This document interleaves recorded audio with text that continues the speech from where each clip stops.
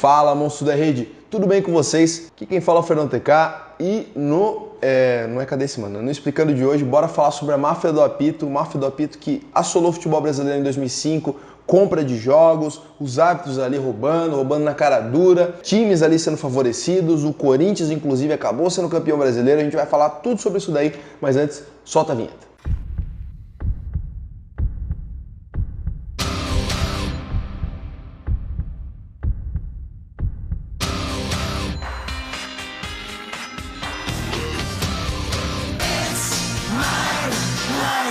E como é que foi isso daí, gente? No ano de 2005, ali no meio do Campeonato Brasileiro, mais ou menos na 27ª rodada, ou 28ª, enfim, a revista Veja, com aquelas reportagens todas, né, investigativas e tal, que tem nas capas, normalmente sobre política, falando sobre Bolsonaro, Lula e tal, revelou esse escândalo no futebol brasileiro, que era essa compra de resultados ali, toda aquela famosa máfia do apito, né? Foi a própria Veja que deu esse nome. Um dia depois da publicação da revista Veja, o árbitro Edilson Pereira de Carvalho, um dos 10 árbitros FIFA no Brasil, acabou sendo preso por conta... Eu já vou contar o teor, né, da reportagem, né? Eu tô fazendo a introdução. Lá na cidade dele, em Jacareí, no interior de São Paulo, foi lá prender o cara e aí...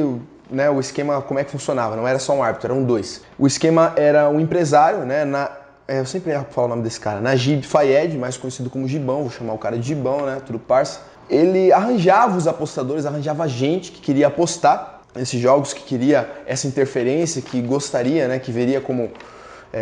com bons olhos isso aí. Ele pegava o dinheiro desses caras, ficava com uma parte para ele, depois pagava 10 mil para cada árbitro, tanto o Edilson, que era o árbitro principal, que apitava as partidas principais, contra um cara chamado Paulo José Danelon, que era mais um árbitro secundário, apitava partidas menores. E cada um deles ganhava 10 paus, 10 mil reais. 10 mil reais naquela altura era muita grana, hoje é ainda, mas naquela altura era muito mais, hoje pela inflação. Eu nem vou falar aqui quanto é que época, eu não sei, mas era mais dinheiro. Também tinha envolvido nesse esquema os outros tipos de pessoas. Era majoritariamente esse esquema envolvia gente que era dona ali de casas de apostas. Então não é à toa que, por exemplo, esse empresário, que era o cara que comandava tudo, era um dos principais do esquema, o cara conseguia achar gente disposta a pagar esse dinheiro, né? Disposta de repente a apostar. O que o cara fazia, né? Às vezes o cara poderia ser de algum time, de repente querer favorecer o time dele, ou às vezes o cara poderia ser um apostador realmente que quer ganhar toda a bola na casa, né? De repente o cara vai apostar numa odd que não tem nada a ver, mas o cara paga por fora ali e o árbitro muda completamente o jogo, né? E o cara acaba ganhando muita grana só apostando nessas casas de aposta. Então era basicamente assim que funcionava esse esquema. E o que aconteceu? Quais foram os desdobramentos disso aí? Isso daí caiu na mídia, só se falava nisso daí e precisava ser tomado ali uma atitude, até porque o esporte não é como se fosse a justiça comum. Você tem a temporada, você tem que acabar a temporada, tem que ser uma decisão rápida. E numa história única, né, em todo o campeonato nacional, isso daí foi parar no STJD, que é como se fosse um STF do futebol, não é nem a justiça comum, é o STJD, lá no Rio de Janeiro. E o presidente do STJD na altura, o Luiz Sveiter, né, anulou 11 jogos do campeonato, ainda que não houvesse a comprovação de fraude em todas as partidas apitadas pelo Edilson, né, principalmente pelo Edilson. E ele disse assim: após os depoimentos, chegou-se à conclusão da possibilidade de um jogo duplo. Nenhuma credibilidade tem a palavra do árbitro, né? Ou seja, ele pode ter contaminado todos os jogos, né? Pode ter mentido, pode ter falado, eu fiz nesse, mas pode ter sido em todos. Aí, para não ficar injusto, ele foi lá e fez tudo isso daí, anulou os 11, continuando a fala dele agora. Mesmo quando não tivesse negociado, ele poderia dar demonstração de que controlava os resultados para cobrar mais depois. Por isso, resolvemos anular todas as partidas. E o que aconteceu, né, gente? Por que tem tanta polêmica, na verdade, né, por conta desse esquema? Esse esquema em si já é uma polêmica, mas porque gerou mais polêmica ainda. Isso daí alterou basicamente ali toda a estrutura da parte de cima do Campeonato Brasileiro. Então, sobre o apito do Edilson, o Internacional venceu o Coritiba em casa, 3-2, e o Corinthians foi derrotado pelo Santos e pelo São Paulo, né? Ambas as partidas jogando como visitante. Só que esses jogos, né, foram anulados e o Corinthians foi lá, ganhou do Santos e empatou com o São Paulo. Acabou tendo 4 pontos, né, onde não tinha nenhum. E o Internacional já não conseguiu assim ter tão bom desempenho. Assim, não teve tantos jogos apitados pelo Edilson, na verdade, não teve tantos jogos apitados pelo Edilson, mas o Corinthians acabou se beneficiando disso aí. Só que vem todo aquele fator, né? Poxa, não dá pra gente falar que o campeonato poderia ser diferente, né? Porque esse escândalo aí foi na 27ª rodada. Se esse campeonato tivesse continuado até o fim, quem garante que o Internacional continuaria ganhando, né? Quem garante, porque o Internacional estava na ponta, né? O Corinthians estava atrás.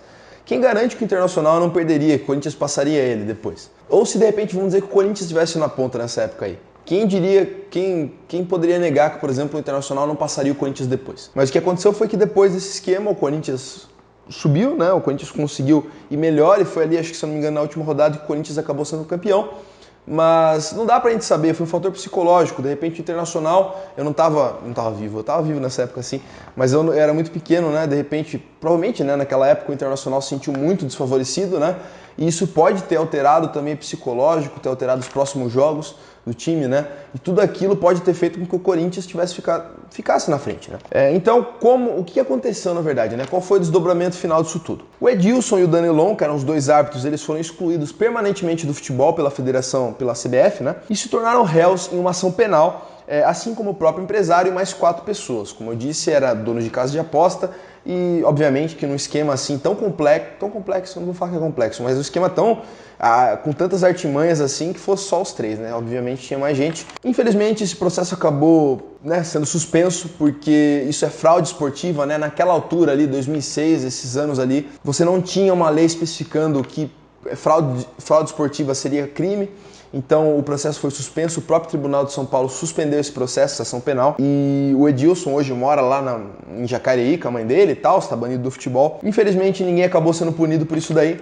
E no ano de 2010, aí sim foi tipificado, né, no código, né, especialmente no Estatuto do Torcedor, que fraude esportiva é crime. Então se fosse alguns aninhos mais pra frente, eles seriam punidos, né? Mas como foi lá atrás, não tinha essa, né, não era tão específico a lei, eles não foram punidos, acabaram saindo ilesos. Isso daí, eu fiz direito, né? Até parece que vocês são obrigados a saberem que eu fiz direito. Mas o que acontece é que eu fiz direito e nesse processo todo do direito, né, o direito desportivo, ele fica muito ali na parte civil, na parte trabalhista, ele tá começando até agora só uma parte específica para ele. Então muita coisa não era esclarecida, né? Muita coisa é só assim no ar. E de repente, a atenção que você tem pro esporte, ela não é a mesma da atenção que você tem para a sociedade normal. Então, quando um processo desses do esporte, que tem que ser rápido, que tem que ser preciso, vai parar num negócio assim, acaba demorando, acaba sendo feito errado.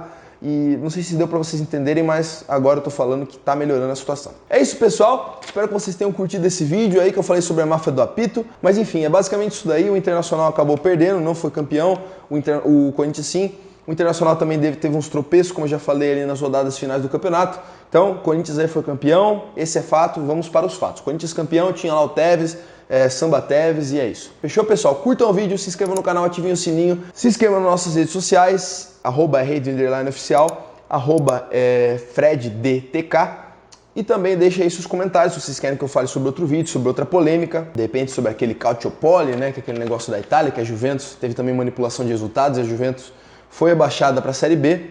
Muito interessante também falar sobre isso. E se inscrevam lá no Spotify também, gente, viu? A gente tá lá no Spotify agora, vamos começar a postar todas as semanas aí 2 vídeos. 2 vídeos que na verdade são áudios. Fechou, monstros? Valeu, malhem bastante.